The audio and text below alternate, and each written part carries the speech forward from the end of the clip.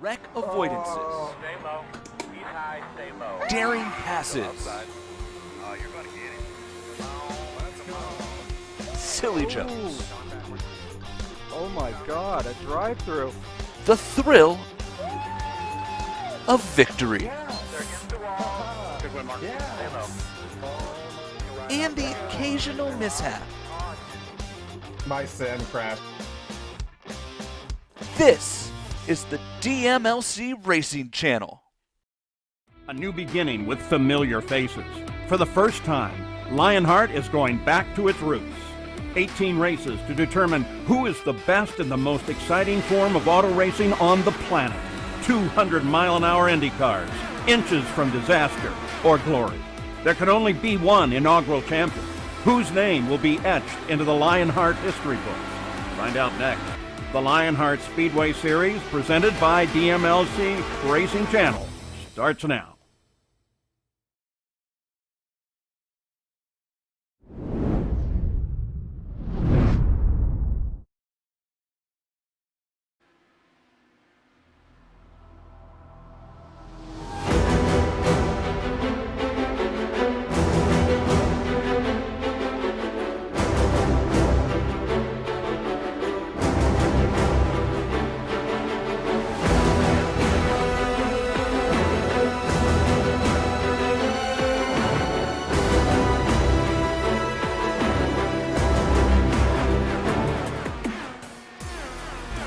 Races down, just 3 to go.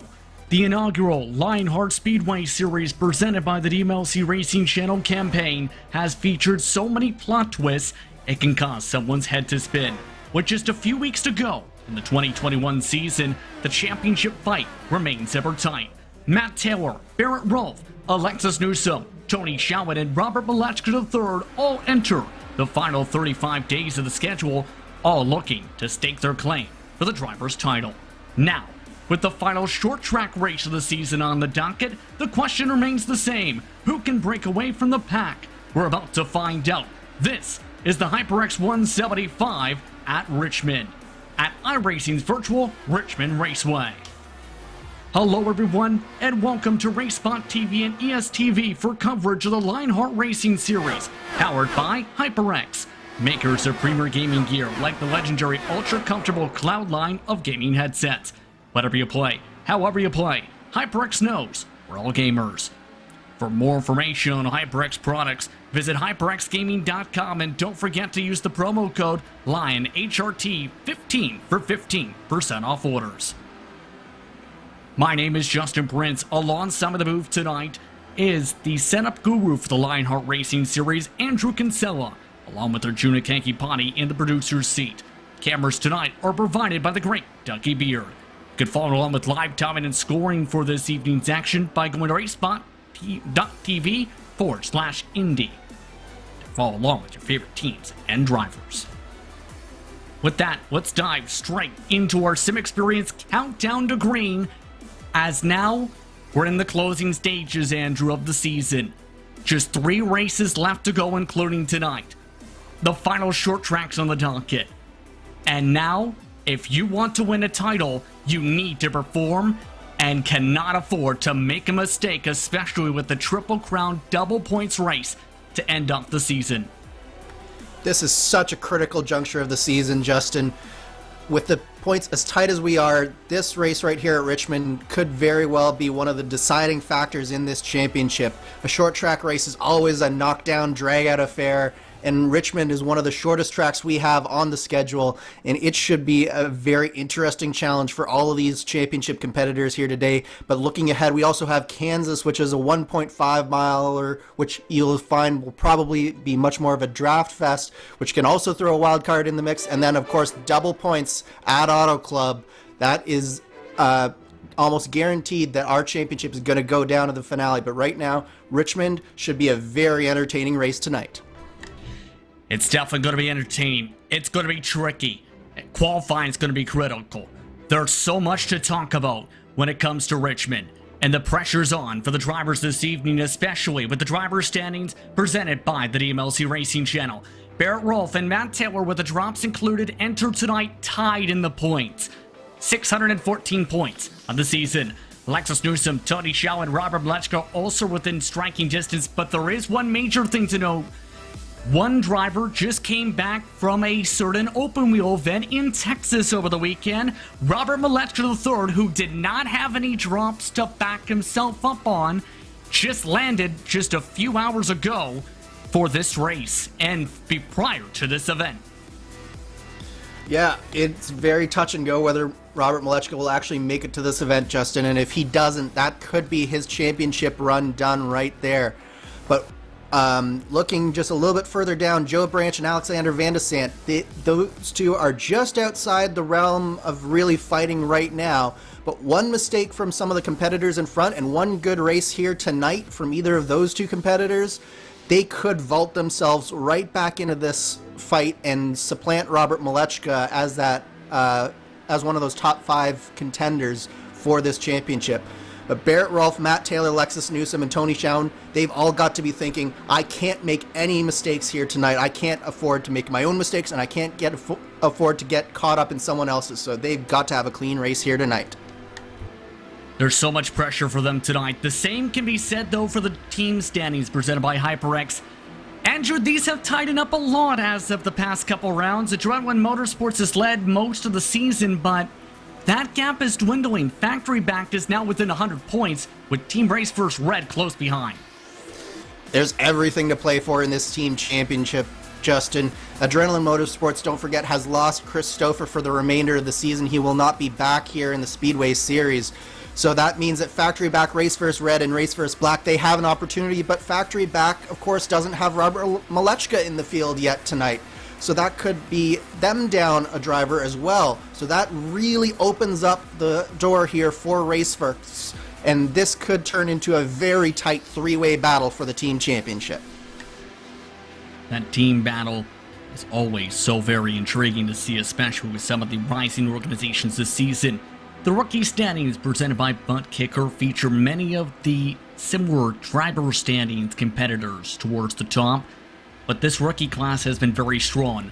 Give a shout out, Andrew, to Alexis Newsom, 3rd in the overall and rookie standings. She has become the first driver to ever win the Lionheart IndyCar Series this past few days. So Newsom with a lot of momentum, as well as everyone else amongst that entire rookie standing grouping.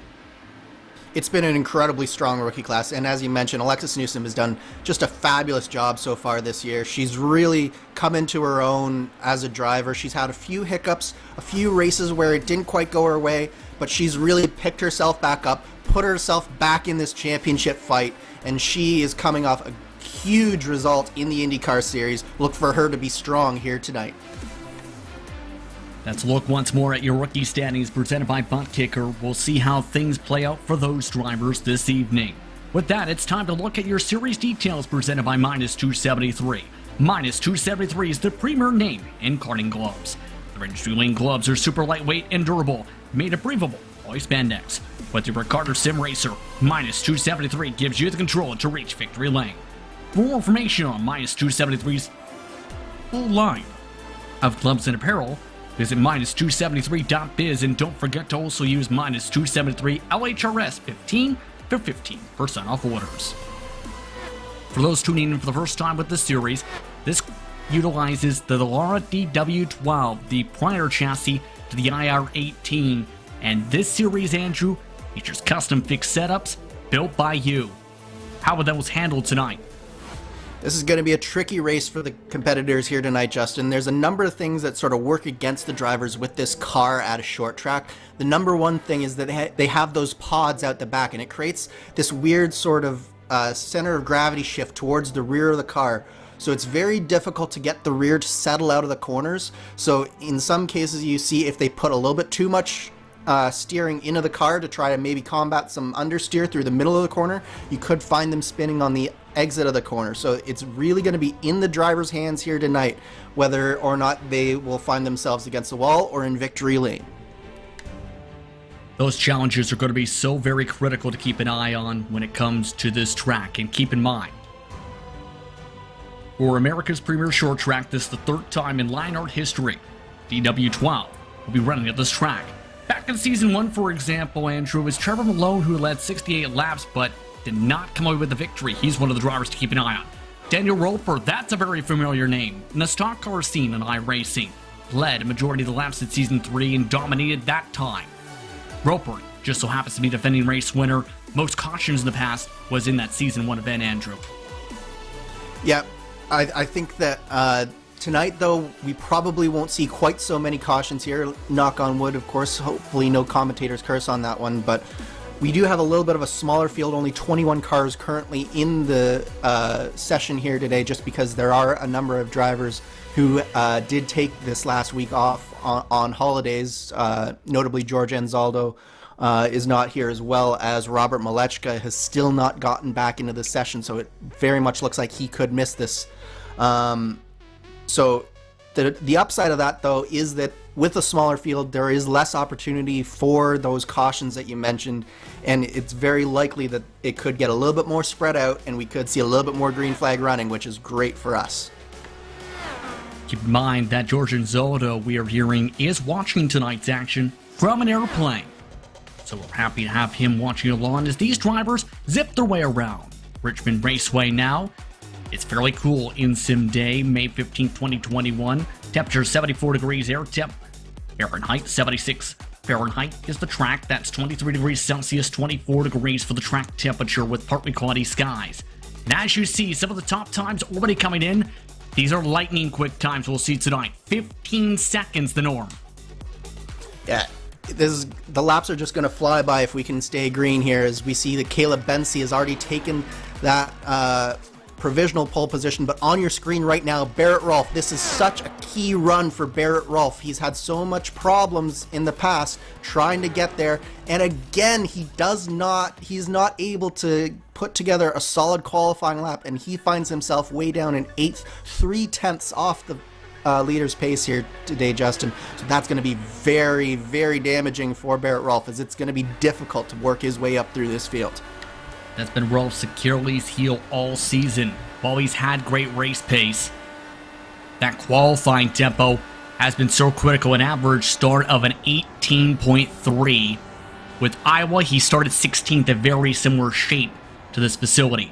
Guyon, you've been following along with here, just moved up in front of him, in fact, to the board. Jeff Gion also shuffles them back a touch as well. So a majority of the field has set their time so far. Let's those turning them still. Joe Branch, who recorded a 15.7 in practice. That being said, Andrew, how much can you take from that Iowa race, which, of course, brought a lot of inspiration for its construction from the shape of Richmond? I do think that there are definitely some aspects of the race at Iowa that these drivers can take, particularly on the strategy front, Justin.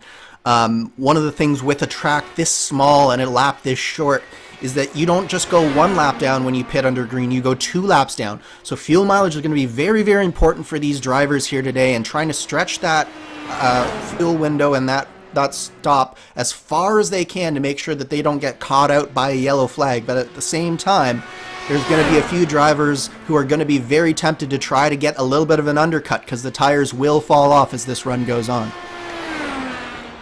Off could be absolutely critical. I've seen in some cars here at this racetrack off of at least about second.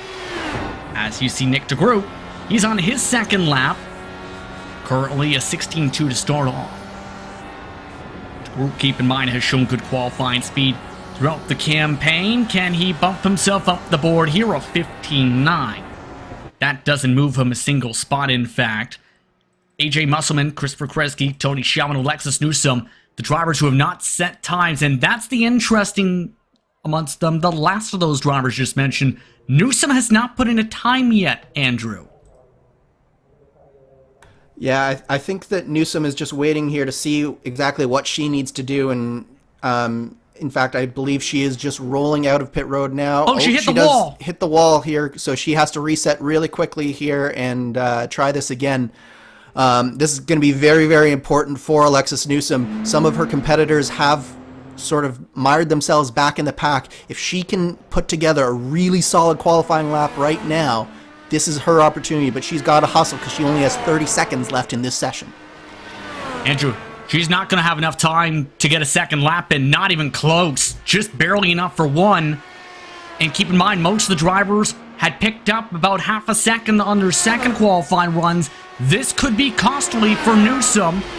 We'll see what Newsom's able to record here as a result of that trouble off the pit lane. Newsom recovers to a 15.9, but that's only good enough for 15th because the qualifying session has come to a close. Oh boy, the championship ramifications are popping up again. These drivers are just about set to go racing here from Richmond. Let's take a look. Your starting grid. Your starting grid presented by Punt Kicker tonight with Caleb Bency on the pole once more. Team Race First Orange. Remember, he had quick speed at Iowa. Alexander Van de Sant starts in second with Trevor Malone, Luis Gonzalez Nunez, Matt Houston, and Samuel Ryman. What a qualifying run for him in 6th. Chris Fowler starts in 7th tonight with Jeff Gion in 8th. Matt Taylor starts in 9th with Craig Forsyth, rounding out the top 10. Alex Gouillon starts in 11th with Barrett Rolfe in the 12th position, 3/10 off the pole. One of the better starting spots for Barrett Rolfe this season with Vern Hawkins III 13th, Joe Branch in 14th, with Alexis Newsom in 15th after only getting 1 lap in. Despite 2 laps, teammate for Newsom, Nick DeGroot from Factory Backed, qualified 16th. Dean Mull starts in 17th with Dakota DeMade inside 18th position. The last drivers all did not set up times. AJ Musselman, Tony Schauman, who has an end of longest line penalty, will move 1 spot back and line up behind Christopher Kresge. 21 cars here tonight for the Lionheart Speedway Series presented by the DMLC Racing Channel. We'll see how these drivers fare out. This is the smallest recorded grid of the season. Majority of the drivers still making their way towards the starting grid here, Andrew. They'll have 2 pace laps to get their tires up to temperature. Your quick thoughts here for how things could play out from the action track. Yeah, I've got 3 keys to this race here, Justin. I've got my first key to success here is timed aggression. It's going to be very difficult to pass, and people are going to have to pick their spots, because one of the things that can happen at a track like this is that if you pick the wrong spot, you could find yourself falling victim to the car behind you who can take advantage of it. So timed aggression is going to be very key. Keeping a close watch on that right foot. It's very tempting to stay in the gas as much as you can, but it can upset the car, particularly on the exit of 2. It's going to be very, very difficult to keep the car under them for the whole ride, so they're going to have to keep that right foot. And then finally, big picture racing. We got a number of drivers fighting for that championship at the back of the field. Who really need to keep in mind that big picture, stay out of trouble, and that is going to be the keys for this race. It's time to take a look at your featured onboards for tonight's action. First, with the HyperX onboard camera, it's Nick DeGroot. Whatever you play, however you play, HyperX knows we're all gamers, and HyperX is always ready to game. The second featured onboard camera is the -273 onboard. Alexander Van der Sant carries this one. -273, the premier name in karting gloves. Visit -273.biz. And Luis Gonzalez Nunez has the Midwest Simulations on board. Midwest Simulations, makers of the Spotlight visual spotter system. You watch the track, we'll watch the rest. We have plenty of onboard cameras as well, thanks to the cameras provided by Dougie Beer throughout your entire pack, as we get ready to go racing for 233 laps under the lights at Richmond Raceway. Drivers getting themselves all set to go for tonight's action here for the HyperX 175 at Richmond. Competition, commitment, excitement. This is Lionheart, and this is the start of the HyperX 175 at Richmond. We're underway from Richmond, Virginia.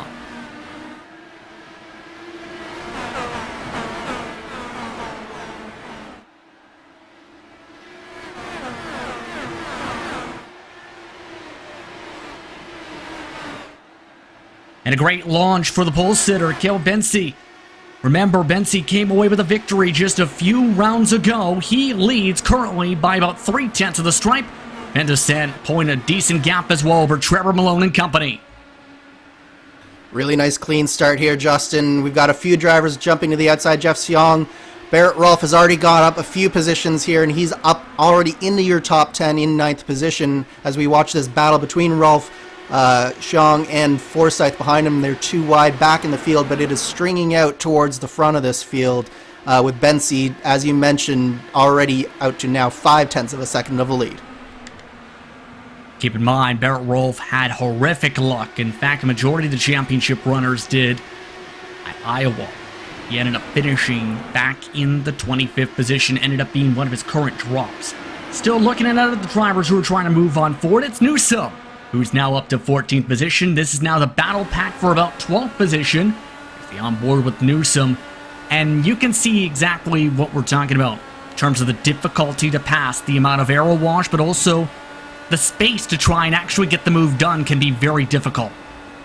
Yeah, these straightaways are very, very short, so you have to really time out your run, get it nailed exactly right, and it's very difficult to slip your nose underneath the car in front. So Newsome is going to have to be very, very patient here, even as she already starts to feel these laps ticking away.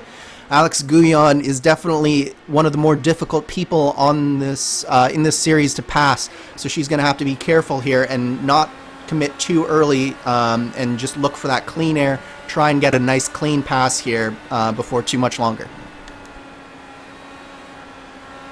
Absolutely, especially if you remember the later stage of the run 2 at Iowa became attrition time, where the tire wear really started to impact many of the competitors.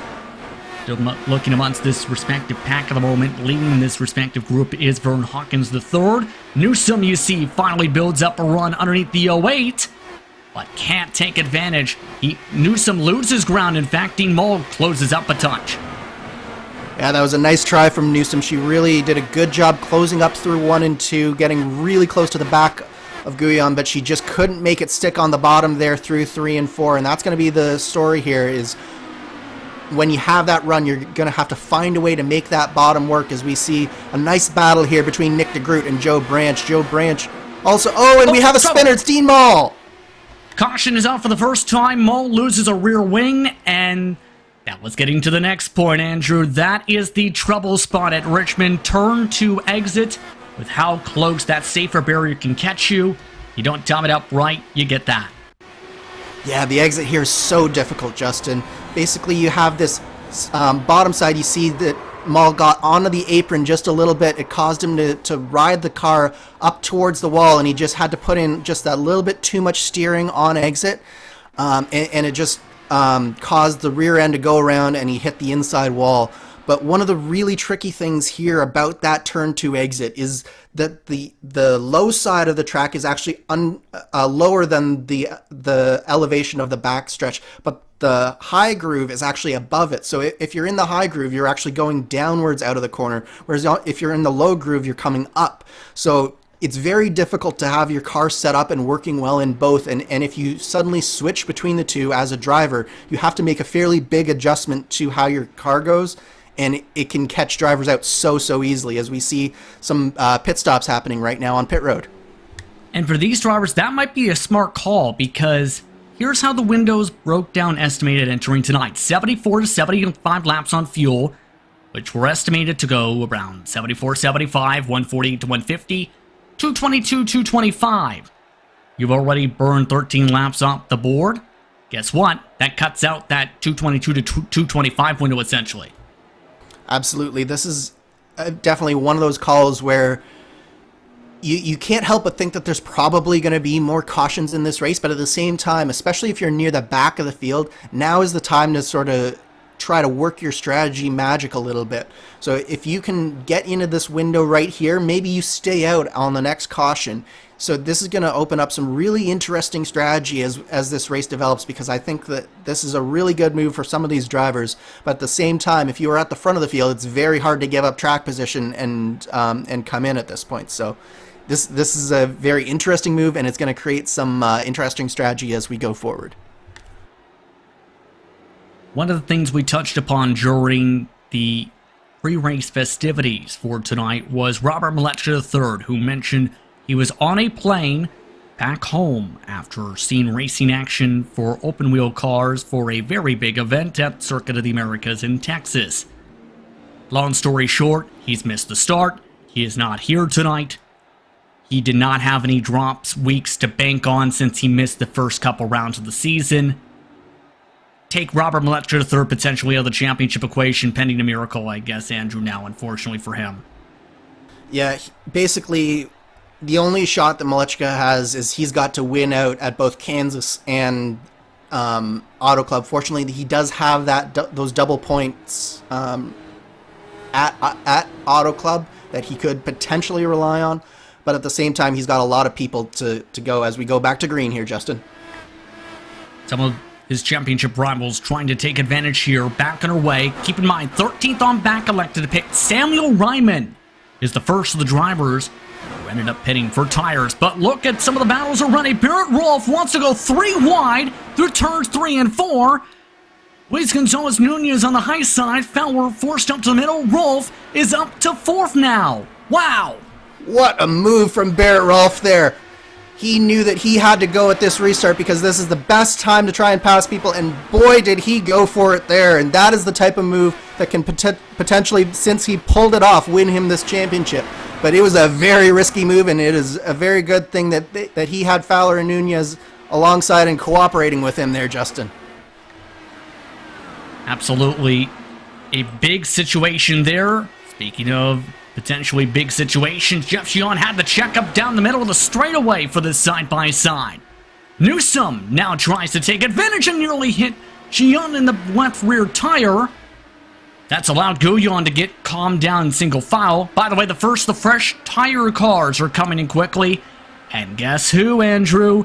One of the few who found ways to make this track work and other tracks such as Iowa work that are tough to pass at. It's Matt Taylor. Yeah, Matt Taylor is one of those drivers who you can never count out at a racetrack like this. He's got these sort of D-shaped short tracks really figured out, and you can see just how much he's taking advantage of those short tires, and he's pulling in on Newsom and Xiong in front of him. So it'll be interesting to see just how much of an advantage those tires are and whether or not he can start making some passes even further into this run. And Newsom, you can see in front, she knows that Matt Taylor is coming, and she needs to keep him behind him if she wants to keep her championship on track here. So she's all over the back of Jeff Xiong, going into turn 1 here, seeing if she can make the move stick here, going through 1 and 2, and it looks like she does make it stick here, Justin. It's not clear yet, though. Just about this time, though, Jeff Xiong now gives up the ghost, and his white car now lines up behind. As Matt Taylor tries to peek to the outside now, Xiong can't get so through turn 2. Of note, Christopher Kresge has just pit under green here all of a sudden, and he's got a significant amount of side pod and wing damage. He had been running around the back of the pack amongst those who pit in 19th. He slammed the wall down the safer barrier on the turn 2, so the first driver significant damage in this race. Now back with Taylor, and you can see just how much Newsom's been able to run away here. Yeah, there was a very close moment between Taylor and Xiong through 1 and 2 last time by. Taylor's a little bit further back this time through, but he is really pressing. He sees Newsom has gotten by Xiong, and he really needs to get back onto the tail end of Newsom because he knows that he's faster than Jeff here. He's got to be chomping at the bit to get through and get by, but you can see, Justin, that the tires are starting to just wear out just that little bit, and that tire advantage is starting to go away here. So maybe we're going to start seeing Taylor and some of these drivers looking for a little bit of clean air and maybe starting to take some alternate lines. Maybe the high line is going to start coming into effect here soon. Well, to say, when some of the eNASCAR Road to Pro qualifying series action events came to Richmond, some drivers actually found the top line useful, so there is grip up there, Andrew, as of some of the updates this year. It's been showcased. Absolutely. There is grip to be had, but you've got to be one of the people who can really hang it out there. And as I mentioned before, that exit of turn 1 and 2 on the high side is so treacherous, so you got to be very careful as you go up there. To not catch yourself out with that corner exit, because it is very easy to get yourself just a little bit sideways off of 1 and 2. But so far so good on this run here. as we're starting to get a little bit more green flag running, a little bit more spread out. There is some battling back in the field, but at the front, Caleb Bensi, so far, he has been leading wire to wire in this thing, and he's doing a great job of keeping Van de Sant back in second place. Remember, who won at Iowa in that 205-lap event? Caleb Bensi. And he did it on his own terms and ran strong all night long. Eventually went on to lead just the 10 laps, but he had the pace much of the evening. Here's how it looks on the track map, by the way, and you can see traffic is now about a third of the road up ahead. Many of the drivers are staying bunched up together. Compare this to, say, a 35-car pack. The traffic would be here by now, so this smaller count is helping in that regard, but it's going to be interesting what happens when everyone compresses together here.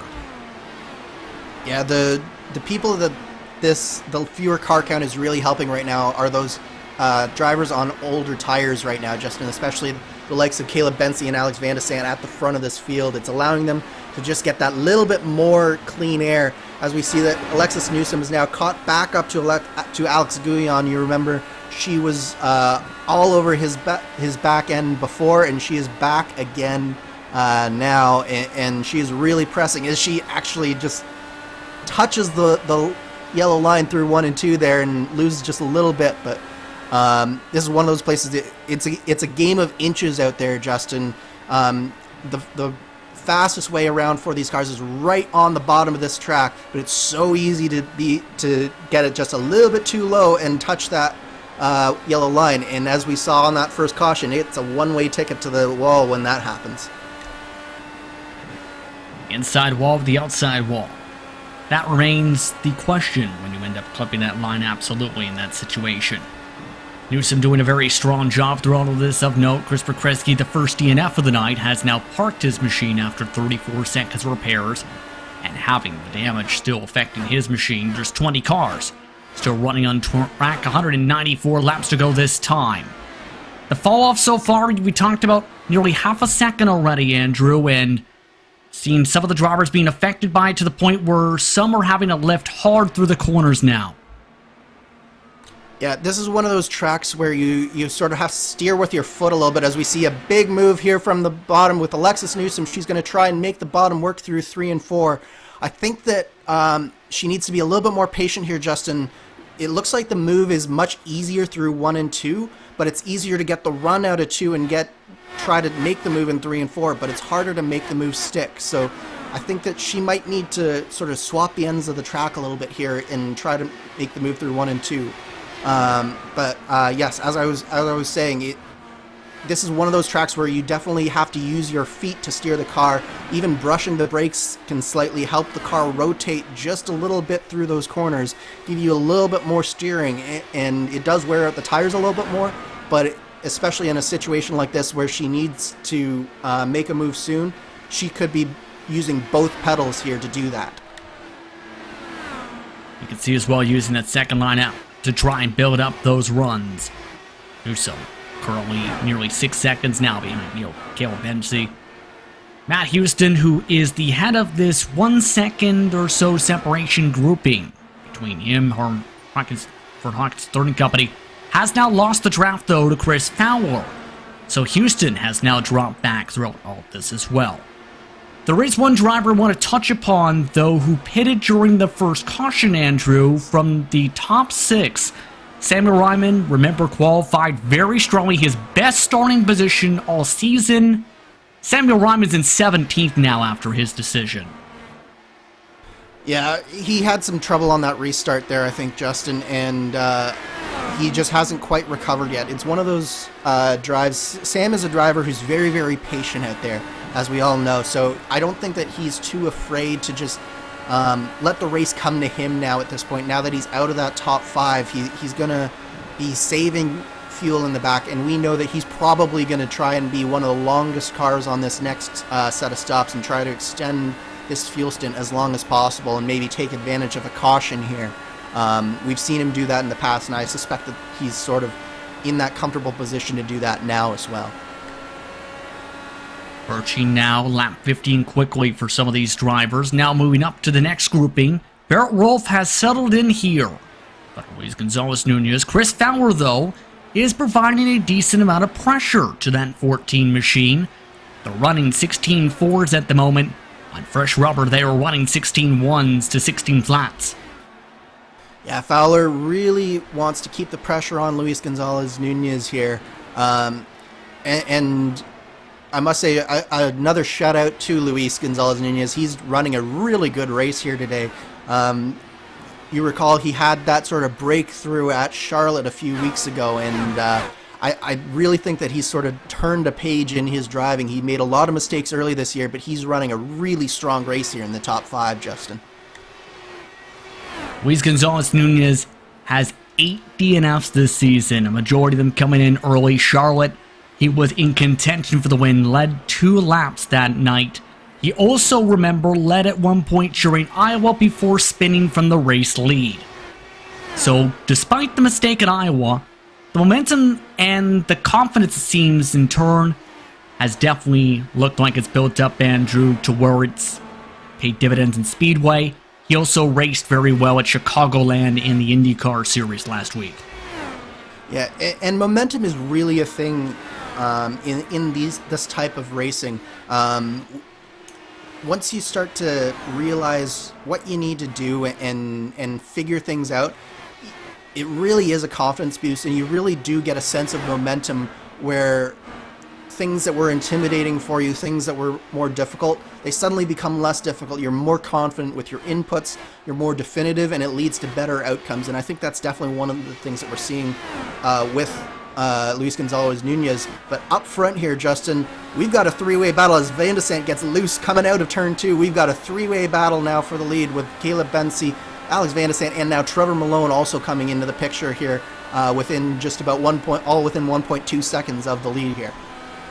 Keep in mind, look at those bubbles. That's DeMade and Musselman, who are about 10-15 car lengths up the road from the leaders. And when it comes to these types of racetracks, when you reach dirty air and have that aero wash, it opens up a lot of doors for the drivers who have been in that aero wash behind the leader who had been in clean air. So that may be a pivotal time here. Keep in mind that 97 has kept it close, Andrew, to remain half a second much of this run. Yeah, Van de Sant's looking very strong. This is exactly the type of race that he needed to restart his championship hopes. He had fallen back just a little bit, and this is exactly what he needs. Of course, Barrett Rolfe, as your championship leader, is in 4th position, but Van de Sant is doing everything he possibly can here. And as you mentioned, this is the danger zone for Caleb Bensi. As you mentioned, he's been in that clean air, so he hasn't really experienced the aero wash like Van de Sant and like Malone has so far. So if ever you're going to misjudge something, it's right now for Caleb Bensi, as he's just starting to get the sniff right now. So this is the time for Alex Van de Sant to be doing exactly what he's doing and putting on that pressure and forcing Caleb Bensi to maybe take some risks that he doesn't want to take, as we see that time tick to under 0.4 of a second, now to 0.3 of a second. That aero wash starting to factor in a little bit, it seems. We talked already a bit about Robert Muchka III not being able to make the start for tonight's race. After Steve Ward, he is watching tonight's action now, after his late flight, return from Texas. How has that fared out, though, with the point standings is going to be the big question with the drops factored in, because that is going to really shuffle things about, as talked about, with how things came in, with him not having the drops available for him with the missed starts. It's going to be very intriguing how it all plays out in turn for Malechka III now for those points, as that gap remains 0.3.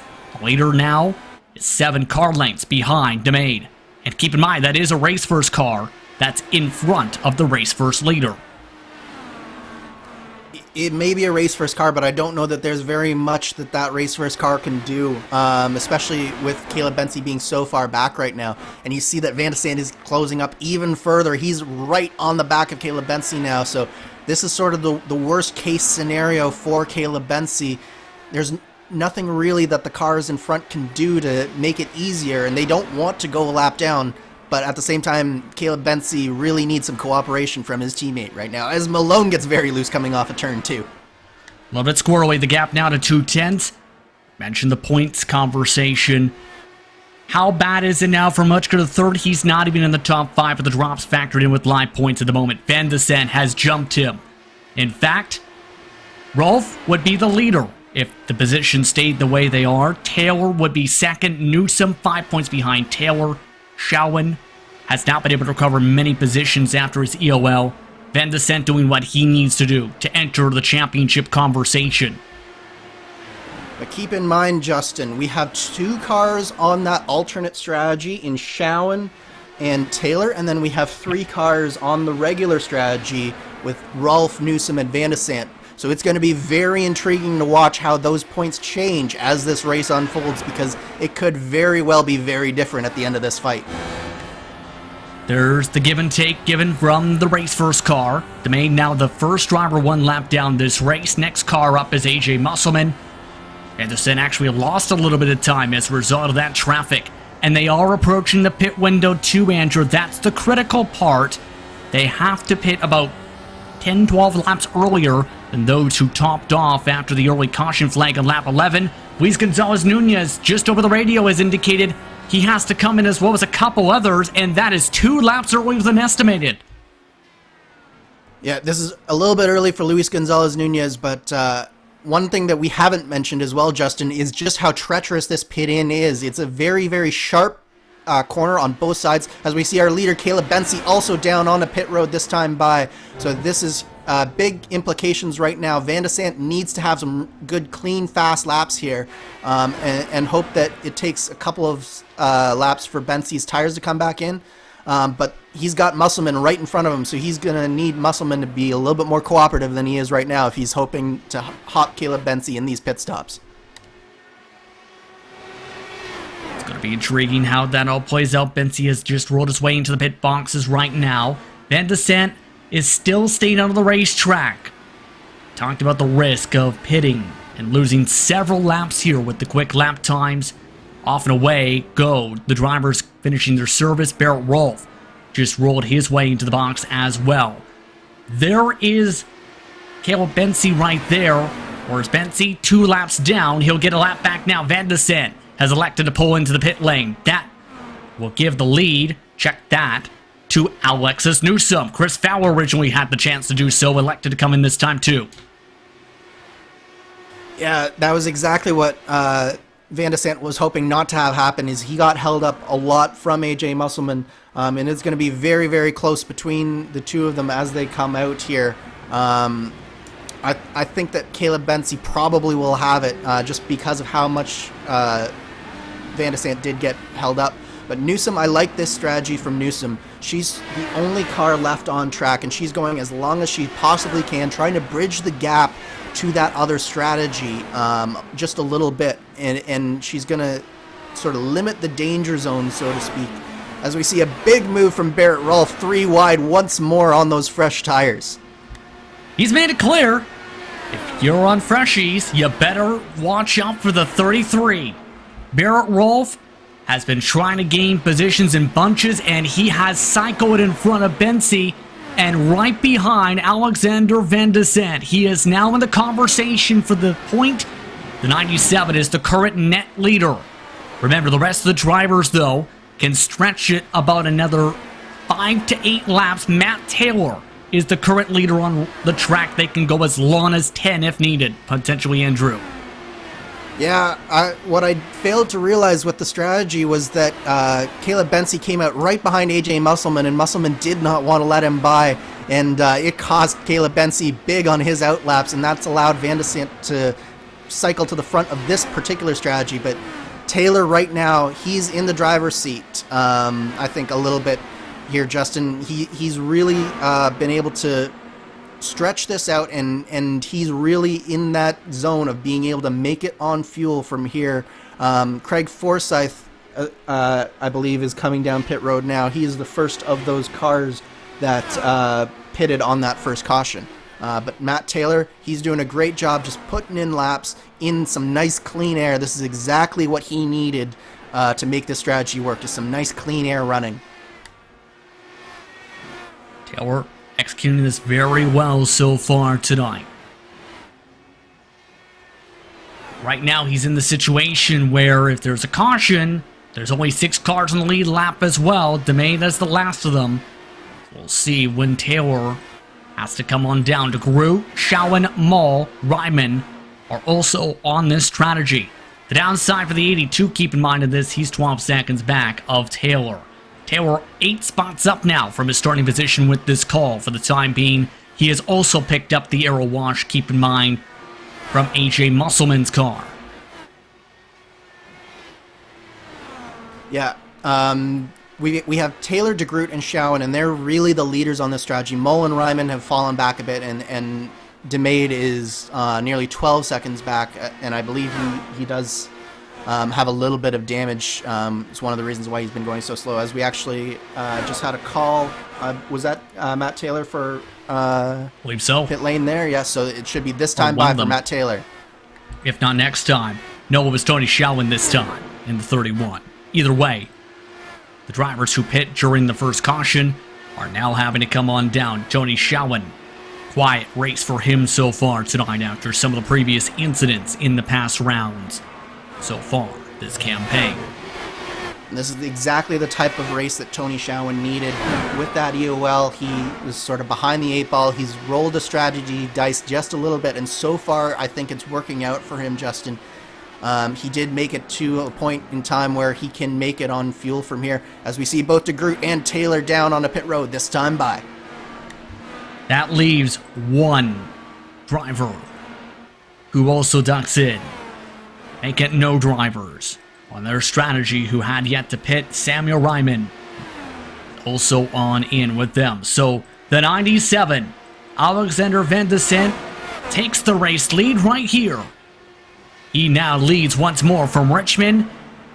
He's got a decent gap right now by about 5-6 car lengths over Barrett Rolfe. Caleb Benzie lost significant amounts of time through all of that. Keep in mind as well, several drivers on that cycle could lose a lap here as a result of the timing of where they came out. Tony Shawan is the last car in the lead lap after his stall. This could put him in danger, Andrew. He's definitely in danger, but fortunately for Shawan, he does have those fresher tires, so that may just be enough to hold off the charge of Alexander Van de Sant. As we see Newsom. I'm sorry, that was DeGroot. That was DeGroot. I'm sorry. Spins around down the back straightaway. The caution flag is out. DeGroot, who just pit a couple laps ago, brings out the second caution flag, and that just saved a few cars, but just mixed up some of the others for strategy. Yeah, he just got a little bit low through turns 1 and 2, and it's so easy to lose it, like we saw in that first caution with Dean Mull. He's battling here with Craig Forsyth. He just gets a little bit low, puts the right or the left side tires on that yellow line, and you see as soon as he does, the back end just comes around. He does a great job to keep it off the wall here, Justin, but unfortunately he does bring out that caution flag, and it does trap him a lap down. But the car that we mentioned before, Tony Shawan, is on the lead lap, and look at this, Andrew. Look at this, though. All these cars coming down pit lane. This could actually just put Shawan and Taylor at the front of this field, or near the front of this field. But we have half the top 10 have stayed out. But Alex Van de Sant, crucially, he's thinking strategy-wise. He was not looking at being able to make it on fuel. Now he is. So he is cutting out a stop here in comparison to Barrett Rolfe. I really like this call from Alex Van de Sant, but it's going to be very difficult for the likes of Barrett Rolfe now to really combat this. He's going to have to save a lot of fuel, or else he's going to have to make up a lot of time on the track to account for the one less stop that everyone else is going to have to make here. So amongst the drivers staying out here, Rolfe, Fowler, Hawkins III, Newsom, Taylor, who has some of the freshest tires in the field, Craig Forsyth, then Tony Shawan. Everybody else, eighth on back, has now had to come down to pit. They'll come to 137 to go this time by. Now I'm curious how this plays out for Taylor in particular, since he'll have decent track position for the restart, but also has fresher tires of about 20 laps than everyone else in front of him. Yeah, he's got fresher tires than everyone else in front of him, and crucially, the cars behind him that did come down this time, they don't have that much fresher tires in comparison to him. So it's a 5-lap stint for Taylor and 7 laps for Schowen as opposed to 1 for Van de Sande and Bensi. So that shouldn't be a big enough gap that they really have a distinct tire advantage over the likes of Schowen and Taylor, but they will have a distinct advantage over the other 5 cars that stayed out here, Justin. And as you touched upon too, and many of the drivers I think will point out to watching along tonight, that cuts out the pit stop. So that's such a critical portion of this too. By the way, more pit stops just take place this run. Samuel Ryman, Nick DeGroot have elected to come down a second time. They lost laps as part of that sequence. DeGroot, of course, via spin. Ryman from his position on the track. So 14 cars are on the lead lap. No wave arounds in position to get a lap back. But there is Dean Mull, though, in 15th, who is wedged between some of the leaders here. Yeah, Dean Mull is definitely going to have... he's going to have to be very careful on this restart because he's going to have 3 or 4 very fast cars coming very quickly at him. But he's at the same time, he's going to want to try and get that position from Barrett Rolfe and get back onto the lead lap the hard way. It'll be very interesting to see just how much of a fight he puts up here versus these lead lap cars, and whether he presses the issue with Rolfe or whether he lets the 3 behind him go a little bit here, Justin.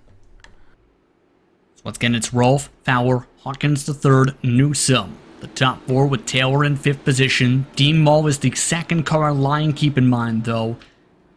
That's the meeting the sandwich between Rolfe and Fowler for this restart. Let's take a listen. Green flag waves. Let's go racing once more from Richmond.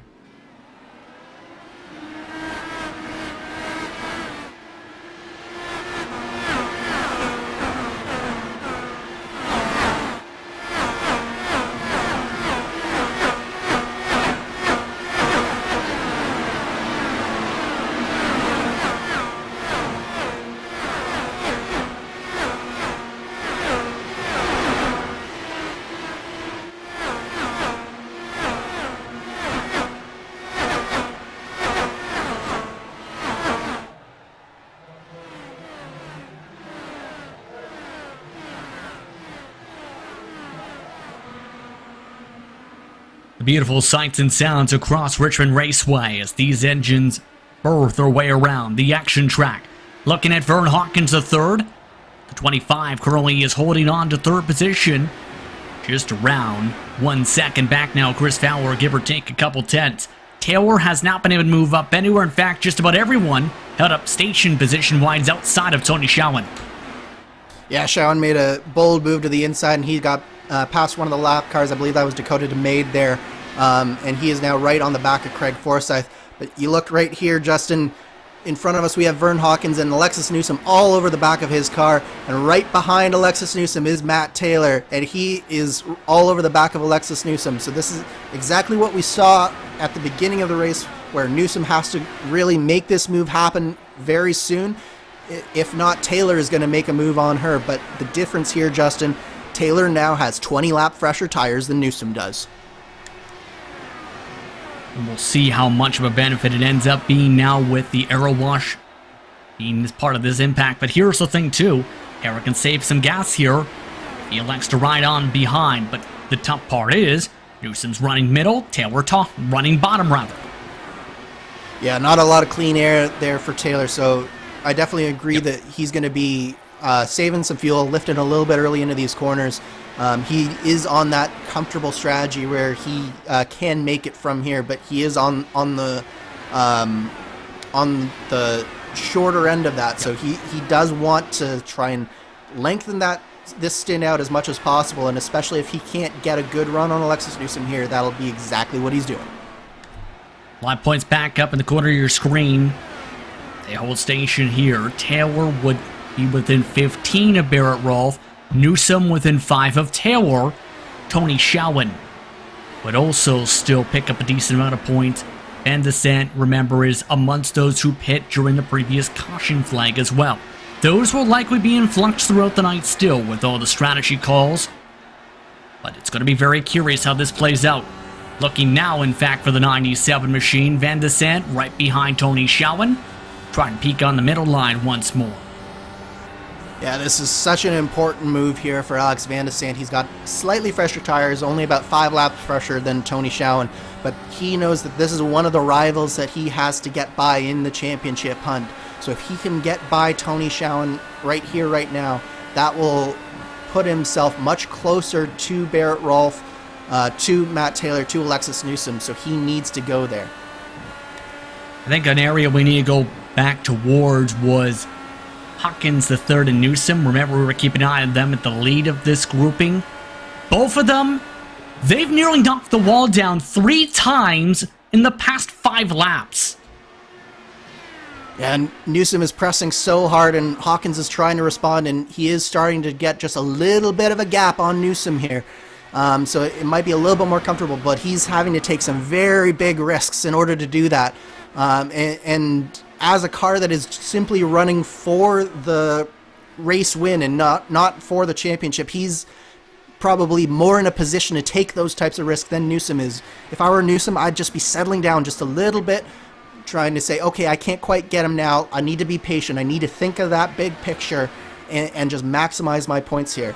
Because she is on what is now the alternate strategy, so she's got to find a way to maybe make that fuel number work. She did manage to go longer than anyone else on that first stint, so she's got to be thinking, okay, I just got to settle in here, save more fuel, and just see if I can cut out the stop the old-fashioned way by lifting, coasting, and getting excellent fuel mileage. The interesting thing to consider too is, for much of this run, Dean Moll had stayed second in the line of cars overall. Chris Fowler just now got let go by Dean Moll's 23 machine. Fowler is running 18's back. Go ahead. It'll just be very interesting to see whether Fowler will start to cut into that gap. I do think that he is maybe a little bit faster than Rolfe at this stage. I'm seeing the gap go down just a little bit. He's about half a tenth to a tenth quicker a lap, so it'll be interesting to see if he can just use that draft to catch back up to Barrett Rolfe and really put some daylight in between himself and Vern Hawkins, and really start to stretch this out, and see if he can make the strategy work on the fast run rather than on the fuel run. So keep an eye on Matt Taylor throughout all this as well. He continues to stay a decent distance behind Newsom. About half a second or so, in fact, behind the factory-backed machine. Craig Forsyth staying within good distance as well. Again, amongst the first drivers who pit during the caution still is Alexander Van de Sant, Caleb Bensi, Luis Gonzalez Nunez, 1, 2, 3 on that strategy cycle for the time being. So we have already just passed the halfway mark from Richmond Raceway. And your thoughts so far on how this is all played out tonight, Andrew, as we approach 2/3 of the way quickly. It's been a fascinating race tonight, Justin. We have varying strategies here. We've gotten a little bit of a shuffled order on this latest strategy play, but the big thing here is that it's been a very clean race so far. These drivers have been doing a really good job keeping car on the track. There have been some moments that have been a little bit heart-raising. We've had some 3-wide action with Barrett Rolfe in particular, but it's been a fabulous race so far, I think.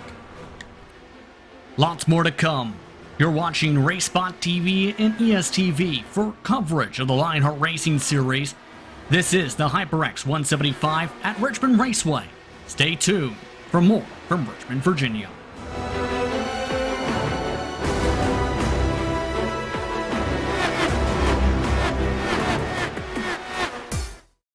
Wreck avoidances. Stay low. He's high, stay low. Daring passes. You're going to get it. Silly jumps. Oh my god, a drive-through. The thrill of victory. They're against the wall. Good win, Mark. Stay low. And the occasional mishap. My sim crashed. This is the DMLC Racing Channel.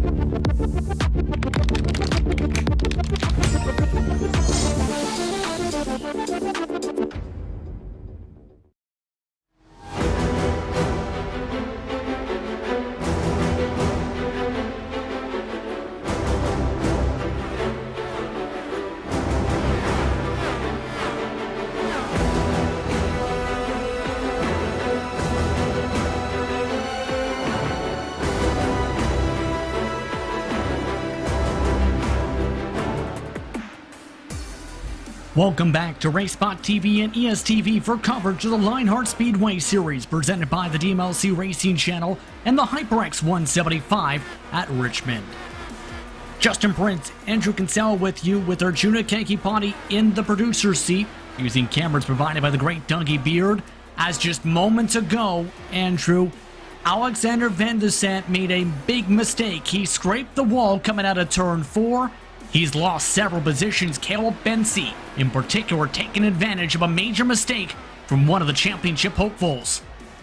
Huge mistake from Alex Van de Sant. He was having a really spirited battle that you saw in your side-by-side action between himself and Tony Schowen, and he went into turn 3 on one of the laps, just went a little bit too high, couldn't make the car turn on the exit, and he scraped the wall. It'll be very interesting to see whether he has damage that's going to affect him. He nearly lost another spot to Luis Gonzalez Nunez, but it seems like he's stabilized just a little bit. But we'll have to see in the long run whether he has just a little bit of damage on that right-hand side from that wall scrape, Justin. And this race has plenty of implications for the championship as well as for who breaks into the win column. So far, just 2 caution flags, and it's Barrett Rolfe who leads the field, but he is on an alternate strategy. Kiamun with several others elected not to pit during the previous caution flag. Right now, Rolfe is within about 10-15 laps of when he would have to come down to pit road to make it, to get some fuel, along with Chris Fowler and several more. Yeah, and if he's only 15 laps away, 10-15 laps, he's not going to make it on one more stop. He's going to have to stop again. Whereas the likes of Tony Schowen, Matt Taylor, and Alex Van de Sant and Caleb Bensi, they all just have one more to go if we're doing our math here correctly in the booth, Justin. So without a caution coming very soon here for Barrett Rolfe, he's quickly approaching a time where his chances could be evaporating before our eyes, as we see the first of the drivers to come down pit road is Vern Hawkins III, and that importantly releases both Alexis Newsom and Matt Taylor to go and try and chase down our leaders now. Vern Hawkins III way out of the fuel window to make it on a one stop from this point by 20 laps, at 15-20 laps in fact. And that's something I've noticed too, is for those who have been the lead car for a group for significant amounts of time, some have had to come in 2, 3, 4 laps earlier than that estimate. Absolutely. Clean air is definitely something that's going to cause you to use a lot more fuel. Not only do you not have the air being broken in front of you, you're the one who's having to break the air for everyone behind you, but also you don't have to lift quite as much through the corners, which means that you can go faster through the corners, but it also means you're using more fuel and more engine power through the corners. So it's a significant difference, even at a track like this where you're going maybe a little bit slower than, say, Kansas. You still use a significant amount less fuel when you're in a pack versus when you're on your own. Vern Hawkins III just about spun out off of turn 2 just now. He had been running at the bottom of the racetrack after peeling off the pit lane, Andrew, and that's a trouble spot too, is when you are coming off the pits, it's hard to find an opening here, and he rode the bottom the whole way around to the point where he nearly lost it there. Started checking up a little bit. Stayed side by side with Malone, but watch turn 2 exit. Yeah, cold tires are so treacherous here, and one of the things is not only have you been out on old tires, so you're used to the car not having as much grip, but you're also trying to find a spot, so you're doing weird lines as you're coming through there, and it's just so easy to make a mistake like that. He's very lucky that he was able to save that. But looking back up front here, Justin, Fowler is starting to close back up on Barrett Rolfe, as we've seen a number of the trailing cars have done as these runs have gone on. But importantly enough, look at the top of your picture right there, Justin. Alexis Newsom has closed up to 2 seconds back as Barrett Rolfe is down on a pit lane. He also now for sure cannot make it on fuel. And he is outside of the estimated window by 7 laps. That is huge for the complexion of this race. So Barrett Rolfe is in. Chris Fowler now leads. Now the eyeballs turn to Matt Taylor. Right now, he is on his 61st lap. Right now, he looks in a fairly comfortable position. It's just a matter of making sure he makes it for sure. And I know that's been a topic of discussion. Absolutely, but if I'm Barrett Rolfe right here, Justin, what I'm going to do here is I'm not going to take a full fuel load because I know that I can't make it. Even with cautions, I can't make it. So he's gonna have to find a way to go as fast as he possibly can. So if I were Barrett Rolfe, I'd be taking maybe 9-10 gallons of fuel as opposed to a full 16. But the very interesting thing for me was Alexis Newsom. She was the one who was able to stretch further than anyone else on that first stint. She spent all of this stint in behind the car in front of her of Vern Hawkins. She's leading the race now. Will she be able to stretch this fuel just long enough to be in the window to make it, Justin? It's going to be very close right now. Approaching lap 77 this time by. There is now about 79, check that, 78 to go. Now at the stripe. So Newsom is just about there. No signal over the radio from Newsom. Newsom continues on going. Taylor is now up to second overall on the racetrack. Tony Schowen about 1.5 seconds or so back. You see the pit stop stint get at the side of your screen. Rolfe is currently in 16th position after his service. Right now, Rolfe is just one lap down, as Newsom has a bit of a bobble there.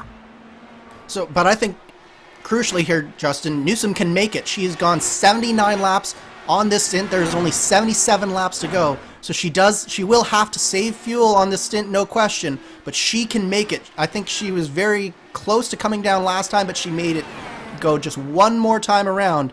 I think she's probably very close on fuel here, but as long as she can get all the way down into her box, she might just have this race sewn up over Matt Taylor. As we've seen, it's very difficult to pass the leader, so that could have been a very key moment in the race for Alexis Newsom. Newsom right on the money. Now, Newsom is in the pit lane. Taylor holds on to the lead for now. Caleb Bensi amongst those cars, who has to let by some of the drivers on fresher tires there. That's Craig Forsyth passing on by. Don't forget Bensi led a majority of the way early on. He has still stayed in the conversation as well for a very solid run, depending on how things shake up here. Bensi has driven a really solid race here today, Justin. He's really kept his nose clean. He was doing a great job out front, but he's also proven that back in the field, he knows how to be patient. He was able to take advantage of Alexander Van de Sant's mistake there, and he's put himself in a potential podium position here. It's just been a really strong showing overall from Caleb Bensi. And Van de Sant, despite that mistake earlier, he's still in a position to have a top 5 and potentially a really solid points day as well. Here's the minus 273 on board. Bensi right now trying to run the second groove to try and build up a run behind Tony Schowen. Keep in mind, Bensi and Schowen, I've noticed as well, have picked up a little bit of time. In fact, Bensi ran a 16.6 to Schowen's 17.1 last time by. The 97, though, has to come on in. Van de Sant makes it 70 laps this stint with under 70 to go. That was a little bit of a nervous pit entry there. Locked up the tires on pit in and nearly spun it around, but kept it all under control there. But you're right, Justin. Tony Schowen and Caleb Bensi, they are really closing up on Matt Taylor right now. But I do believe that Tony Schowen will be in next time by, according to the radio call here. So that is your second position runner. He's probably responding to Alex Van de Sant and making sure that he doesn't get an undercut here. So this is really the signal to start all of the last set of green flag pit stops. And assuming everything goes green through this round, this should be most of our contenders' final pit stops. But remember, we will have a few cars up front who will have to pit just one more time. Which would be absolutely huge if this race does not get a yellow. Taylor, Nunez amongst those signaling this time, as now Bensi will cycle to the lead. 97 trying to roll on forward after his respective service now. So Bensi and Gioan are the only drivers along with Dakota DeMaid and Joe Branch, Nick DeGroot, Samuel Ryman, who have yet to come down once more throughout this cycle. Everybody else can either make it to the end or has to hope for a miracle. There's Taylor now in the jacks. And you just saw Alex Van de Sant had another phenomenal pit stop, Justin, and he made it out in front of Tony Schowen. So he's leapfrogged Tony Schowen in the pits. We'll see if he's also able to get himself all the way back up to Matt Taylor here as they exit pit lane. Taylor's off and away behind Van de Sant. Newsom is also in front of the 97. Looking at the totals, Barrett Rolfe is currently in the net lead position, just though by a couple tenths over Chris Fowler at the moment. Then it's Newsom, Van de Sant, and Craig Forsyth. Bensi, Gion have also just come down to the pit lane. That cycles Joe Branch for a rare time towards the front for the race lead, but just for now. But crucially, Justin, Van de Sant is in front of Taylor, so that means for the net race lead, or at least net second place, if Newsom can in fact stretch it all the way to the flag, Matt Taylor is no longer the leader on that strategy. It is Alex Van de Sant. That was a mega cycle of pits for Alex Van de Sant. Assuming that he got all the fuel that he needed, he was able to leapfrog Matt Taylor, Tony Schowen, and Craig Forsyth all on that round of pit stop. So great job from Alex Van de Sant. A great sequence for Van de Sant. Remember, Alexander Van de Sant was able to find his way to victory lane earlier this season. It was at Kentucky, stretching the fuel during essentially green flag to green flag race. And this could be for the win here on, and here we go. The screen. Van de Sant dives to the inside of Newsom. Tries to battle for position side by side for the net position for the top spot of the strategy. Van de Sant gets the position in front of Newsom. What a move from Alexander Van de Sant. He threw it in there into 1 and 2 the previous lap. They went side by side for almost an entire lap there. And Van de Sant on the little bit fresher tires and probably a little bit of fuel saving as well that Alexis Newsom has to do. Great job from Alex Van de Sant, and he is now in 3rd place overall and crucially 1st place on this strategy, Justin. What a turnaround from, we were talking not 40 laps ago, how he was in the wall coming off of 4, brushing the wall and made a mistake. Now he is in the catbird seat. And to bring this comparison from Chicagoland in particular for the IndyCar series, one of the main things was if you didn't play defense strong enough, you left the inside open into turn 3, someone would jump on through and try and pass you. That time, Newsom gets passed by the 97. And now there's a bunch of lap traffic used as a buffer between Van de Sant and Newsom. Yeah, Van de Sant is just carving his way through this field here, Justin. He's going through these lap cars like they're nothing, but I think Joe Branch, who's in front of him now, might be a little bit harder for him to pass because he's probably going to be thinking of his teammate Tony Schowen up there in 7th place. So he might be a little bit of a harder pass than the other lap down cars. But crucially, they are also closing up, as we're speaking, on the duo of Barrett Rolfe and Chris Fowler as well. So Van de Sant might not just win this on fuel strategy, he might also win this on speed as well by how fast he's going. How about 2-3 tenths quicker than 1st and 2nd that time by. Coming up to 51 laps to go this time by. Joe Branch not backing down at all. Newsom has already dropped 1.7 seconds behind Alexander Van de Sant. 97 now trying to find some clean air and arc it off the corners. And Branch this time may get passed on by. In fact, he gives up the ghost. Branch lets by the 97. Yeah, and nice respect there from Joe Branch letting him go by. Van de Sant's clearly got a very fast car into them. As for Newsom, I do think that right now she is in mega fuel saving mode. She did go 79 laps, but I do think a lot of that was because she was behind a car for most of that stint.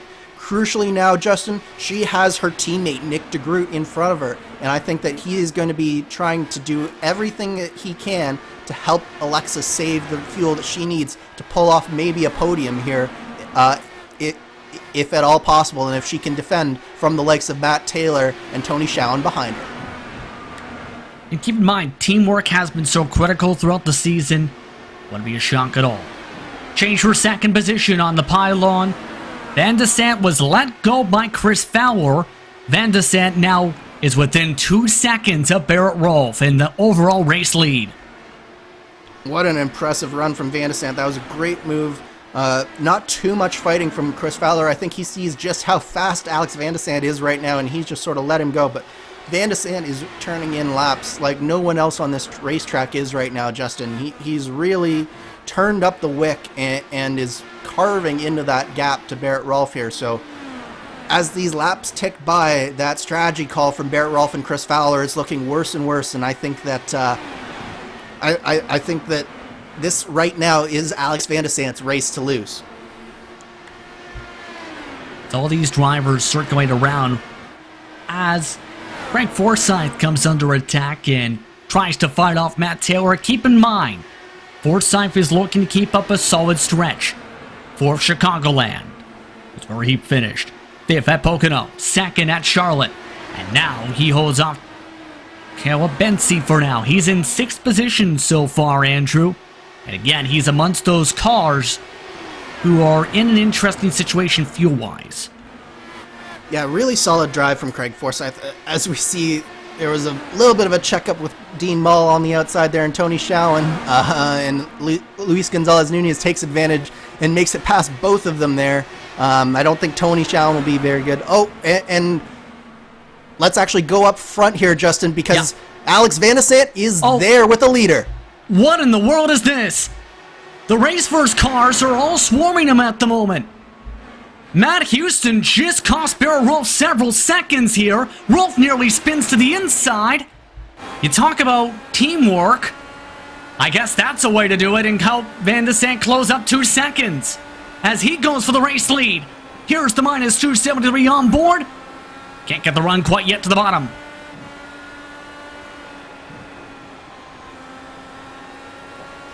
This is so close here, Justin. I think that the moment might have just passed just a little bit from Van de Sant, but Rolfe, you can see he's running just a little bit higher up the track, so it's really difficult for Van de Sant to get some clean air and really take advantage of the tires. Rolfe's running a really smart line here, and that is Matt Houston in front, sort of cutting the air for both of them right now. This is some really good action, though. Really tight racing, and Van de Sant, he's not going to be satisfied just with staying behind Rolfe here. He wants to win this race, not just on strategy, but on speed as well, I think. Right now, Rolfe needs a caution, keep in mind. He is now approaching 47 laps into this stint. He can make it about another 30 or so laps, give or take at the very most. That's stretching it in some, math-wise. He is outside the range to make it to the end. Van de Sant is. The 97 wants to take the lead on pace. Rolfe continues to defend, and now Matt Houston is running away from the top 2. Also of note, Bensi has passed by Taylor for 5th position as well in the pack. And that's interesting strategy from the 2 race first drivers, Justin, as that's going to cost Matt Taylor a position in the championship that I'm not sure that he can afford with the battle as tight as it is. But maybe the play here is just to maybe send Caleb Bensi up to pressure Alexis Newsom a little bit and see if they can disrupt Alexis's run here with a little bit more of a concentrated attack. Someone who can take a little bit more risks and then sort of let Matt Taylor back through in a bit. But this is a hornet's nest here. So we also have 2 lap cars, 3 lap cars in front of this battle here. So we have all sorts of action here as Newsom and Bensi are going side by side through almost every corner. Keep an eye on how things line up here. If Bensi times this up right, De Groot is the bottom car in this lap traffic side by side. Now Taylor wants his spot back, and now they hit each other. Hawkins the third, and De Groot lifted off the ground a touch with some tire-to-tire contact. That allows Newsom to go on through. And that's what Alexis Newsom needed to get some breathing room, as Barrett Rolfe has had to concede the lead. The lead, he's pit. The 33 is in. Oh my word, Justin. All of that action right in front of 3 out of your 5 championship contenders right now in this race. That is exactly what they don't want to see, is all of this action unfolding in front of them. Newsom is through, Bensi is through, and now Matt Taylor is coming through. Craig Forsyth, Luis Gonzalez-Nunez as well, and Tony Schowen is the last of the contenders. But Barrett Rolfe, as you mentioned, he's given up the ghost on this strategy, and he is now on pit lane. So all he can hope for now is to come back out, try and stay on at least a lead lap, or try to get himself back onto a lead lap position, and then have a caution come out, and maybe he's able to work some strategy here. As they get very close, Craig Forsyth into the wall, off of 2, and he's into pit lane now, and that releases Tony Schowen. He needed to come in for fuel when he misses the pit lane. So the commentator's curse strikes in a different way tonight. You give praise, everything falls apart just 20 or 30 laps later. Yeah, Forsyth, he's just coming through turn 1 and 2 here. He needs to go, but he's pressing all he can, and he gets very close to the wall, very loose, doesn't quite hit it, but then he comes down on the pit road, carries just a little bit too much speed, locks up his front tires, and he has a very quick decision he has to make, whether to go right or left. He chooses right, lives to fight another day, but he's lost all of his time, and that means that he no longer has a shot at this win or a top 5 finish here, Justin. 24 to go, and how has the strategy changed things? Oh boy, look at that differential. Taylor, Newsom, 1-2. Barrett Rolfe, who is tied for the lead entering tonight, would drop to 3rd if things hold stationary. Schowen and Van de Sant within the top 5. That separation within 50 points of each other still. Everything is so close here, Justin. Everything still to play for. And I don't think that these positions are done changing yet. Matt Taylor still has Alexis Newsom in front of him. And Caleb Bensi is really pressuring her. So if Caleb can get around Newsom, if Taylor can get around Newsom, then you start to get a little bit more comfortable. But right now, 2 points between Taylor and Newsom as they run with two races after this one. Everything's still to play for on these points. And don't forget, that does include the drops as well. So those do include the drops per the regulations for the Lionheart Speedway Series. Vern Hawkins, the third of note, has just had to come on down. He was able to go 69 laps on fuel. Bensi to the inside again and can't clear. Chris Fowler, by the way, the second place car, is the lead car for this entire pack. He's got a buffer with Joe Branch behind him, but right now, I'm not quite sure how you'd want to feel at this point, because they have been essentially driving like mad, to say the least. Yeah, so Chris Fowler, what he's doing right now is he's just praying for a yellow. He's trying to stay out as long as he possibly can, see if a yellow comes out, and maybe he can salvage a top 10 finish out of this race. But at the same time, you look at what Alexis Newsom's doing. This is some really, really smart driving from her. She's staying right behind both Joe Branch and Chris Fowler, and she's saving as much fuel as she can, but because she's staying behind them and allowing them to run the low line, she's running the high line. Caleb Bensi simply has nowhere to go here, and he's unable to pass her. So the longer that Chris Fowler stays out, the longer that Joe Branch stays where he is, the better it is for Alexis Newsom in terms of her results in this race, Justin. Trouble, Chris Fowler into the wall. Chris Fowler bobbles into the safer barrier. Oh Several my! cars start around as Fowler, who has to pit still, mind you, likely to get to the end, has damaged his car. Yet another heart attack for Alexis Newsom. That happened right in front of her, and she was able to just get around Fowler on the backstretch. That's put Fowler back into 6th position. Newsom up into 2nd place here, with Caleb Bensi now right behind him. You see another victim of just hitting that yellow line. He gets loose and then just washes straight up into that outside wall this time. Fortunately for Fowler, he doesn't actually spin the car, but he will have some significant side pod damage from that. A major scare for the entire pack, but we remain green. 12 to go this time. Oh, Taylor! And now there's trouble. Taylor spun around. He collects Chris Fowler. No caution yet. Now it waves. With 12 laps to go. Championship implications. one of the contenders spins out off of turn 2. Oh my word, it is all kicked off here, Justin. And I don't think that Taylor got back going in time to save his lead lap position there as well. So that's huge championship implications. Newsom now will have exactly enough fuel to make it. Taylor is going to be a lap down. As we watch coming through turn 1, there's a little bit of miscommunication there with Luis Gonzalez Nunez. Gets into the back of Matt Taylor, and he just has he has some rear damage, loses the back end, and that's just one of those things where there is some netcode there, but there has to be a little bit more awareness, I think, from Luis Gonzalez Nunez of just who he's around and what point you are in the race. But at the same time, it's hard to blame him because he was doing everything he could to stay off of him, and Taylor did come down. So it's heartbreaking for Matt Taylor. This is going to have huge championship implications. Absolutely big, because prior to that caution, remember, guess who was in the conversation for the top 2? Now that changes. You know what else just happened with this caution? How about mixed strategy calls for tires?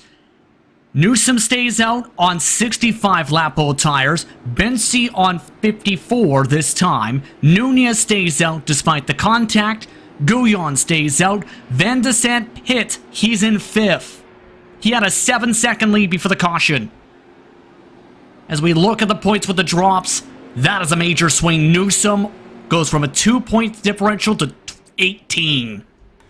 I'm not quite sure I like this call from Alex Van de Sant, but the one thing I will say is that because we are within 10 laps to go here, Justin, Alex Van de Sant will be able to pass all of the lapped cars. They will go to the back of the field, lead lap cars to the front. So he is actually in 4th place on our timing now, Justin. So he will have, I believe, 7 laps to pass Luis Gonzalez Nunez, Caleb Bensi, and Alexis Newsom. Tony Schowen is another one. Fresh tires for the 31 car. This could be big for him, as he was looking at maybe a 6th or a 7th place finish. All of a sudden, he's got a shot at the win here too. Here's the problem with all this too, and this depends, keep in mind, on who elects to come on down before the Wendigo signal. With the current situation, Newsom and Bensi, along with Nunez, have a huge, and I mean huge, cushion. There are the following drivers between them: Samuel Ryman, Craig Forsyth, the Gruden Company. This will all get shuffled about here, Andrew, I believe, correct, though, with the under 10 to go. Correct me if I'm wrong. Yes, because it's under 10 to go, Alex Van de Sant will be able to pass all the lap down cars, and he is going to be right on the back of Luis Gonzalez Nunez. Which is going to get interesting how this all plays out in turn. Is the fresh rubber going to be enough, though? It's going to be dicey, and it's not necessarily a horrible call from Alexander Van de Sant, but it's a dicey call. He's putting all of his money on 00 and hoping that this comes up, because the one thing that he can't afford now is another caution. So we are in a situation where it's a 6-lap shootout. We're just outside the point of no return. A quick caution flag off the jump could mean about a 1-lap shootout. A caution after that could end the race. Yeah, but I think that 3 positions is a lot to ask for, even in the case of having a 1-lap shootout with fresh tires. I don't think it'll be possible. I think he needs it to stay green here, Justin. Green flag's out. Alexis Newsom leads them to the stripe with 6 to go. Already battling on behind, Schowen and Malone scrapping hard for the 5th position. All while Van de Sant tries to figure out if his fresh rubber is enough to get around these cars. Nunez, a big checkup off the corner. And Nunez might have a problem here. Technical issues may be hampering things, and the 97's getting held up with it, coming to 4 to go. Yeah, this is exactly what Van de Sant doesn't need. I think he should clear him off the corner here, and if he does, this is the move that he needs to make. He's got to go now. He's got to search and dig down deep and search down Caleb Bensi and Alexis Newsom. Meanwhile, Trevor Malone and Tony Schowen are trying to follow him through here as Luis Gonzalez-Nunez's connection is really not doing well here. Schowen's got to find a way through here as well in order to keep his championship hopes alive as well. New fastest lap, guess who? The 97, Alexander Van de Sande on the fresh rubber. 2 to go this time. He needs to find a way around 2 cars and pick up half a second. Bensi the first of them, and the caution is out, the race is over. Nunez has crashed, and Alexis Newsom will take the white flag this time by the curse for Luis Gonzalez-Nunez has struck again. Yeah, just, I think, an unfortunate incident for Luis Gonzalez-Nunez. I think it was just a little bit of connection issues. Not sure where he is on the track. He gets in front of Schowen here, disappears, and then I think there might have been a little bit of contact, and then as he's spinning down in front of Schowen, even more contact. But I think it was just a case where his connection was bad, and Schowen just didn't know where he was in front of him. But overall, Justin, great win for Alexis Newsom. She did exactly what she needed to do. The strategy was right. She did everything right here today. Great race from her. Alexis Newsom adds to her trophy case. She wins the HyperX 175 at Richmond Raceway in Richmond, Virginia. Alexis Newsom doing what she needed to do to try and put her claim on the championship fight. This is her 4th win of the season. And what a time for it to happen. Newsom had some rough periods throughout the past few months or so before bouncing back with a win at Charlotte. And now, it's back-to-back wins for the factory back driver.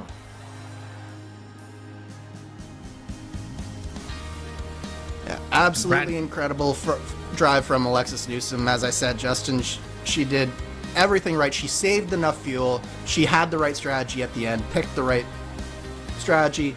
Also, great recovery drive from Alex Van de Sande. He had a much more adventurous race, as we saw, but he manages to pull off a 3rd, keep his championship hopes alive. Tony Schowen, another championship contender in 5th. But the big story here, Barrett Rolfe down in 10th place, Matt Taylor down in 12th place. That was not the races that either of them needed. Points are definitely going to get shuffled up at the end of this night. Let's take a look at your unofficial race results presented by Carnox, as Alexis Newsom wins the factory back machine under caution at Richmond. Kiwabenchi followed up his victory at Iowa with a 2nd place at Richmond, with Alexander Van de Sande pitting from the lead during the final caution. Despite leading by 7 seconds prior to the caution, recovers to 3rd. Trevor Malone finishes in 4th with Tony Schowen in 5th position. A great recovery after an EOL penalty to start the night. Jeff Gion starts in 6th with Alex Guyon in 7th, Matt Houston in 8th. The last driver of the lead lap crashed to bring out the caution flag due to technical issues. Luis Gonzalez-Nunez, he finishes 9th. Barrett Rolfe rounds out the top 10 1 lap down with Dean Mull in 11th. 1 lap down as well was Matt Taylor, who brought out that previous caution flag period that triggered the 6 lap shootout scenario. Craig Forsyth finished in 13 2 laps down along with Samuel Ryman, what could have been for the 59 after being in 6th in the early going prior to pitting under cautions 1 of the race. Nectar Group finishes 15th, Joe Branch in 16th, Vern Hawkins III finishes 3 laps down. That's the last drivers to take the checker. Chris Fowler was involved in the big incident with championship implications. He finishes 18th, 10 laps down. Dakota DeMaine, it did not work out well for him. 65 laps down in 19th. AJ Musselman parked in at 41 laps into his run before finishing in 20th position. The last driver to start today's action was Christopher Kresge. Again, the smallest grid of the season so far in the history of this series. But in the end, it's Alexis Newsom who takes the checker here at Richmond.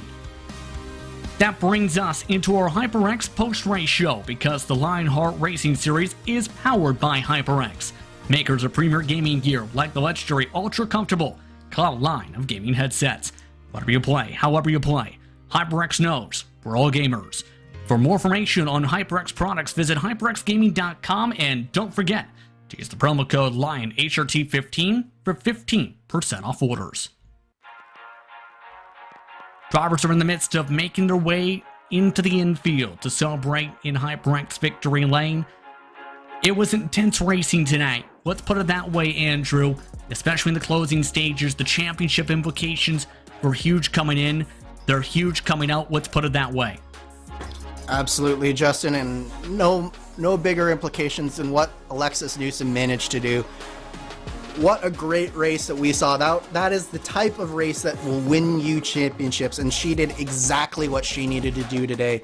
She didn't necessarily have the best strategy to start, but she adapted and she made it work, and she was in exactly the right spot in the right time. But I believe we are standing by here. You have Alex Van de Sant here, Justin.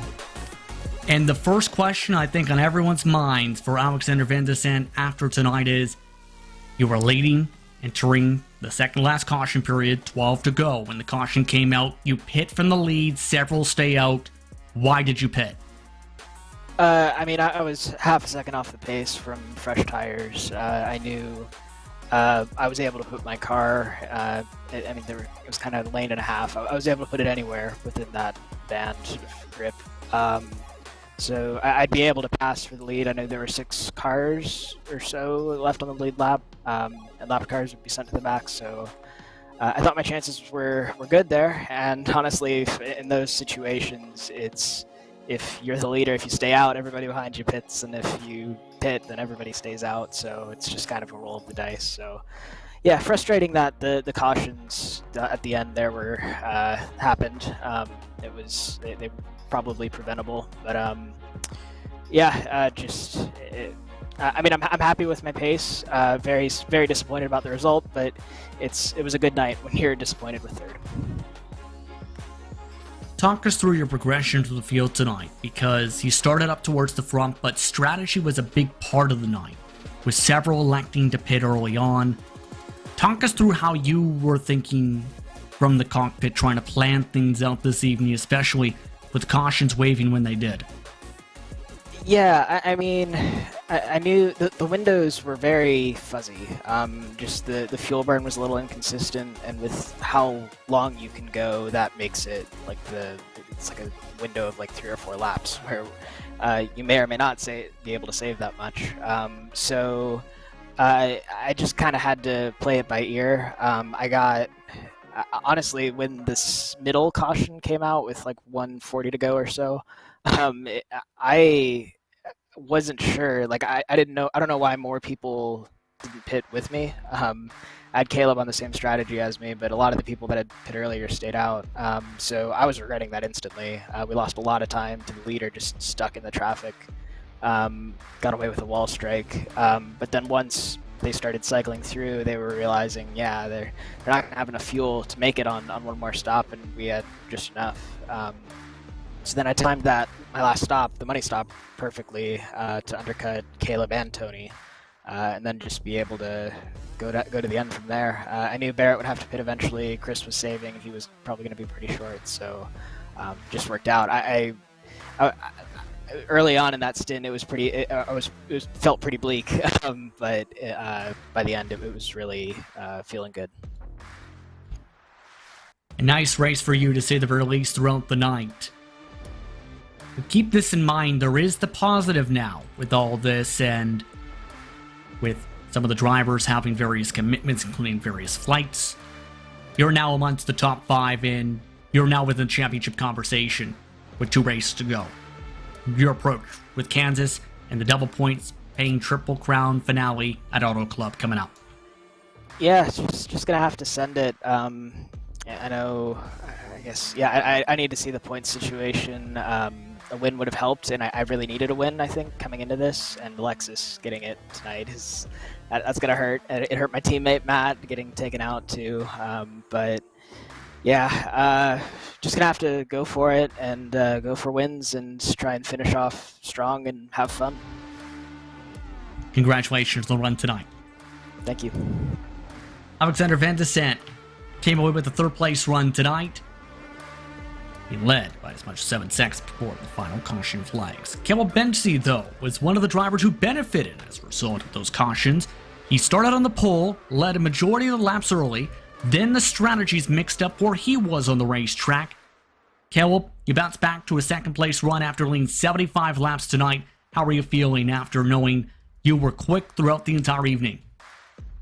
Honestly, just happy for it to result in a good finish. It wasn't looking so great there for a little bit, but yeah, I was definitely happy to get pole there. I thought I left a little bit out there still, so just happy to get that, and then from there just try to pace the field. And not having that experience in dirty air there in that first stint, it took me a while to get up to speed there later when everyone else was kind of up to speed. So yeah, strategy didn't work out as well as I wanted there, but was able to actually make some green flag passes for quite a few guys to work my way up there and just put myself in a decent position there on that last restart, and did the best I could to hold on to P2, trying to get Lexus, but it's just hard to get the person in clean air.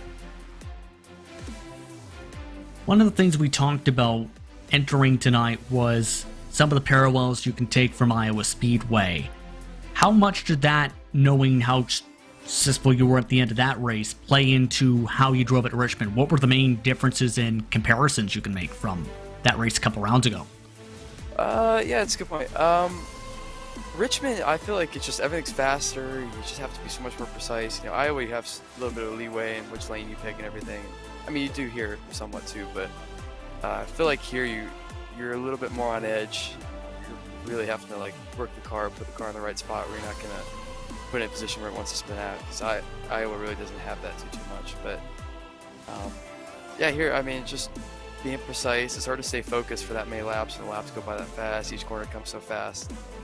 There's a lot happening, so just trying to stay focused, hit my marks, you know, find different lanes that work here and there, and just try to stay clean. It was definitely a very treacherous track, and treacherous when trying to make moves around other cars. So putting yourself in a good position when it matters. Now the next race on the campaign is Kansas. It's the final mile and a half of the season. Kansas always brings some interest to racing. Your approach for that race, for the Fish Motors Kansas 200, presented by Espo Designs.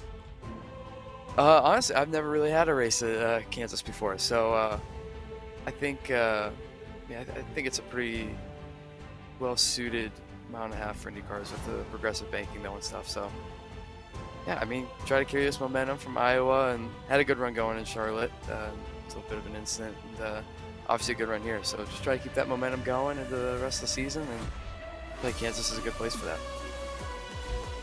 It's first for everything. Good luck at Kansas in a couple weeks. Yeah, thanks. Real quick, I just want to thank Race First, obviously, Matt Houston, for giving me this opportunity in the first place. Sunset Arctic Games, Fawn and Fanny, and I know my girlfriend and some family is watching, so just want to give them a quick shout out as well. So thanks to everyone. That's Caleb Benzie coming away in second tonight, but it was Alexis Newsom who took the checkered flag. Let's join Alexis Newsom now from HyperX Victory Lane. Alexis, back-to-back victories in the Speedway Series, and this one coming just a few days after becoming the first female to win in the IndyCar Series. How are you feeling knowing how big this win is for you championship-wise? Yeah, it's really huge. I was pretty close to the championship lead again, and coming out with the win here, even though it was pretty much luck, I messed up qualifying. Had to work strap to get up there, and but yeah, it feels pretty good.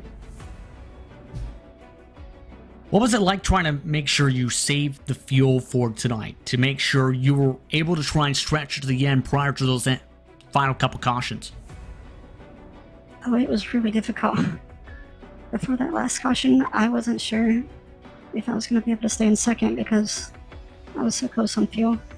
So I was trying to run high and about 80% throttle while holding off people, and I probably wouldn't have finished second without that last caution. So that really saved me. And it feels kind of bad to get lucky like that, but you gotta take where you can get it. Congratulations on the huge victory tonight, your fourth of the season. Thanks, and thanks to all my sponsors, Factor Back and Big Blue and Cowboy Stuff and everybody. And you guys. Have a good night. Good night to you too. That's Alexis Newsom, your winner tonight in the Speedway Series. Congratulations to her, and I'd like to thank Alexis Newsom, Caleb Benzie, Alexander Vinderson for taking the time to speak with us. And then there were two. Kansas Auto Club are the final two races. They both take place in the month of November, Andrew. A 1.5 mile and a 2 miler to determine a champion. We are done with short tracks for the year, Justin. Now it's foot to the floor, side-by-side action at Kansas and Auto Club.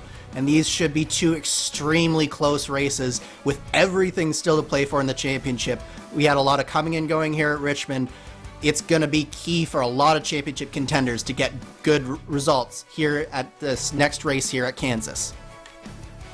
It's definitely going to be a pressure-packed championship, potentially deciding event, if not, potentially of who will be contenders for Auto Club. With that, we'd like to take the time to thank the sponsors for the Lionheart Racing Series. First, with the title sponsor for the Speedway Series, the DMLC Racing Channel. Looking for entertaining sim racing content? Look no further. Follow former Lionheart Retro Series Driver of the Year Mark Cohn's racing escapades as he battles for wins and avoids wrecks with cat-like reflexes, all while providing commentary sure to make you laugh, cry, or both. Follow along by subscribing to the DMLC Racing Channel on YouTube, like his Facebook page at the DMLC Racing Channel. The Lionheart Racing Series is powered by HyperX, makers of premier gaming gear like the legendary ultra-comfortable Cloud line of gaming headsets. Whatever you play, however you play, HyperX knows for all gamers. For more information on HyperX products, visit hyperxgaming.com, and don't forget to use the promo code LION, HRT15, for 15% off orders. The Sim Experience AccuForce Pro V2 is the premier professional simulation racing steering system.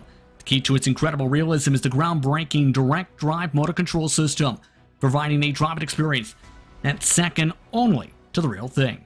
For more information on the entire Sim Experience ecosystem, visit simexperience.com.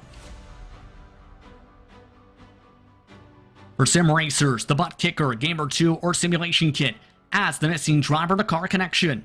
Bring more realism to your sessions by accurately responding to in-game audio. You can feel the track like never before, providing increased vehicle handling and faster lap times.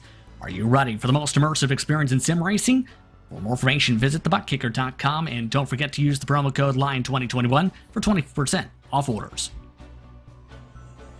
Minus 273 is the premier name in karting gloves.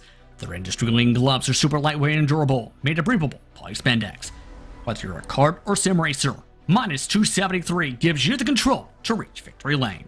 For more information on Minus 273's full line of gloves and apparel, visit minus273.biz. Don't forget to also use the promo code Minus 273 LHRS15 for 15% off orders.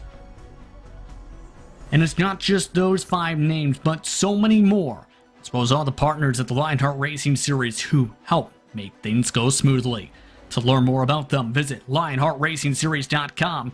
You can also find out more information on the 3 competitions that the Lionheart sanctioning body runs throughout the year. Lots more Lionheart competition is to come. To follow along with the action, be sure to keep up with Lionheart on social media at Lionheart Series. ESTV as well has your esports needs, while RaceSpot has your V Motorsports action covered.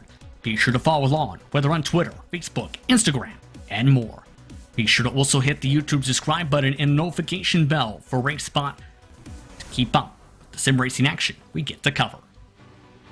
The next time the Lionheart Racing Series hits the track for its Speedway Series competition, it's all the way in the month of November for the Fish Motors Kansas 200 presented by Espo Designs.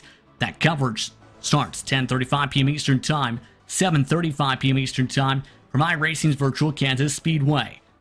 Before that mark, it will be the Retro Series, who goes across the pond for the first running of the Graphics Grand Prix of Silverstone, presented by SimSnap Photography. That takes place October 28th. Once again, 10:35 p.m. Eastern, 7:35 Pacific. With that, it's time to say goodbye. Once again, we'd like to thank you for tuning in for tonight's action. For Tuggy Beard, Arjuna Kankipani, for Andrew Kinsella, I'm Justin Prince. Thank you for watching RaceSpotTV and ESTV's coverage of tonight's action. Congratulations to your race winner for the HyperX 175 at Richmond, Alexis Newsome. Enjoy the rest of your night.